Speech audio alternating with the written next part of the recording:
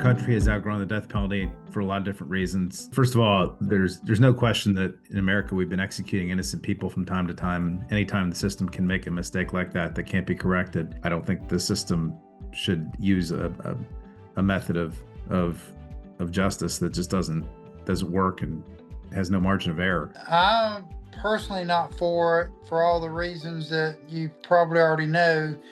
The cost, the length of time. I mean, we have over 300 times nationally we've gotten it wrong. It's not a deterrent, as we know.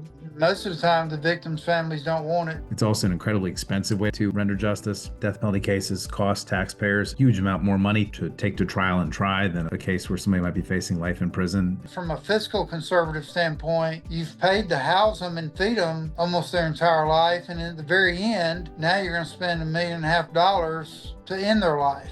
It doesn't make sense to me personally. I think it goes back to the most heinous crimes where usually there's children involved. It's always going to be a murder case. I think the idea that capital punishment is an appropriate sanction for somebody who commits a murder is rooted in really outdated concepts of an eye for an eye or proportionality in punishment. So I just don't think it's really an appropriate sanction for any kind of crime. It's almost like it's based on the anger level. The DAs tell me it's basically the public who is putting pressure on them. In Virginia, at the time we abolished the death penalty, we had about 12 different forms of what we called aggravated murder that qualified for the death penalty. The Supreme Court has said you can't execute people for non-murder related offenses anymore. I think they did that about 20 years ago. And they've been slowly whittling that away. You can't execute juveniles, you can't execute people who are mentally ill. Usually the states that still have it, it's only for first degree murder. Maybe if you murder a police officer or a case involving the murder of multiple people. Those are the things you mainly see. Virginia had used the death penalty longer than any other state in America. At the time we abolished it, Virginia had executed 1,389 people going back to Jamestown. I believe the first person that got executed was in 1608. There was a guy who was shot for treason. One of the interesting things that came up was just that Virginia juries just weren't rendering death penalties anymore. 10 years ago, we elected to create a new Capital Defender Service, and we gave it a lot of funding.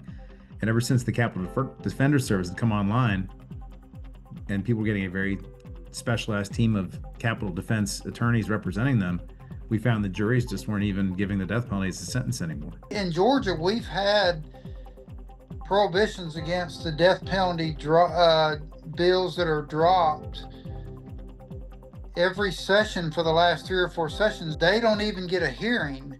And I think it's just that it's almost like that's the Republican view, is to be pro-capital punishment. Some people just said, I think if you do X, that ought to be the death penalty. And we'd get in some debate on the floor about, well, why that? And why do we have to have such a bright line rule? And I mean, a lot of the debate was people getting up and talking about how they had come around to thinking it was time to repeal. In my caucus especially, we had 2 members who were very strong death penalty advocates in the past who just stood up and just said, I just don't think I can vote for this anymore. There was a lot of members that had to do a lot of soul searching on how they voted for this. And even a lot of people who voted against my bill didn't want to vote against it, but felt like they had to for a lot of reasons. And I had some interesting conversations with some members about that.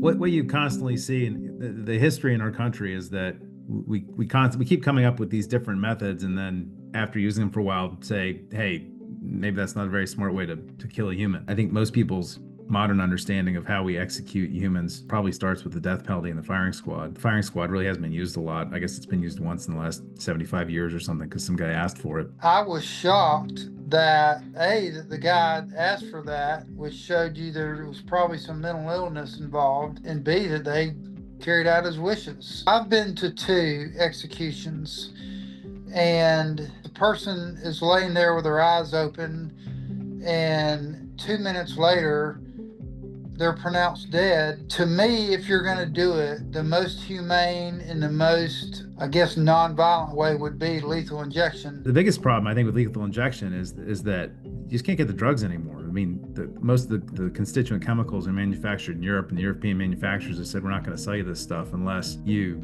promise not to use it to kill humans because that's against our company policy and it's against European law. It's really caused a lot of our states to sort of twist their transparency rules around in weird ways. It's becoming increasingly impossible to administer this sanction consistent with the way we operate government in America.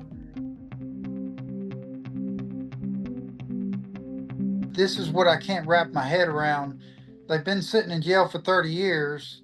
We decide to execute them. And then all of a sudden we involve the Supreme Court, the pardon and paroles, or at least that's how it's done in Georgia.